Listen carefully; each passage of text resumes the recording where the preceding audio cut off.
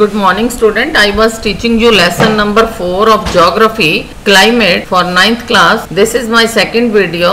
I am starting from the 26th point. There are two branches of advancing monsoon. Advancing monsoon की दो branches होती हैं. पहली तो है अरेबियन सी ब्रांच और दूसरी bay of Bengal branch.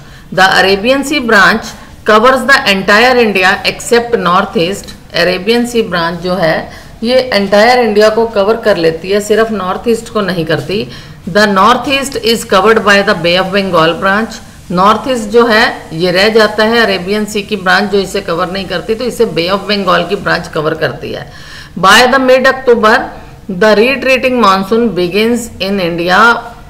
Mid October में रिट्रीटिंग मानसून फिर दोबारा स्टार्ट हो जाती है. रिट्रीटिंग मानसून इन इंडिया शुरू हो जाती है भारत में. There are 4 main seasons in India. Bharat में 4 मेन सीजन है. एक तो है कोल्ड वेदर सीजन जो दिसंबर से फरवरी तक होता है, बहुत ज़्यादा ठंड पड़ती है. द हॉट वेदर सीजन मार्च से मई तक होता है. एडवांसिंग मानसून सीजन जून से सितंबर तक होता है. एंड रिट्रीटिंग मानसून अक्टूबर से नवंबर तक होता है. प्री मानसून शॉवर्स इन केरला. कहते हैं जब पहली बारिश आती है प्री मानसून, मानसून से मानसून की पहली बारिश आती है केरला में एंड कर्नाटका में. ये मैंगोस को पकने में, आम को पकने में सहायता करती है. Helps in ripening the mango crop.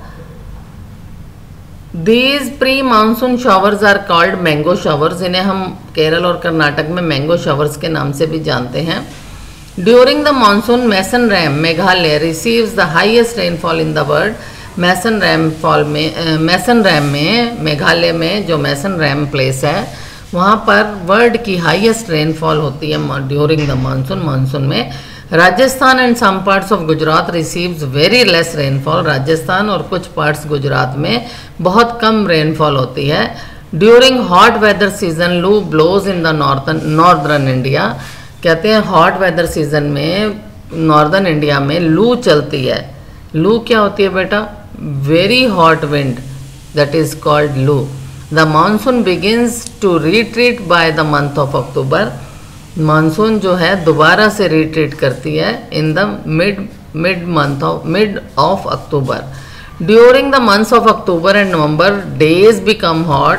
कहते हैं अक्टूबर और नवंबर में आप देखते हैं दिन तो गर्म रहते हैं लेकिन नाइट्स जो होती हैं वो ठंडी हो जाती हैं, इसलिए इसको अक्टूबर हीट के नाम से भी पुकारते हैं. The rain distribution is uneven in India.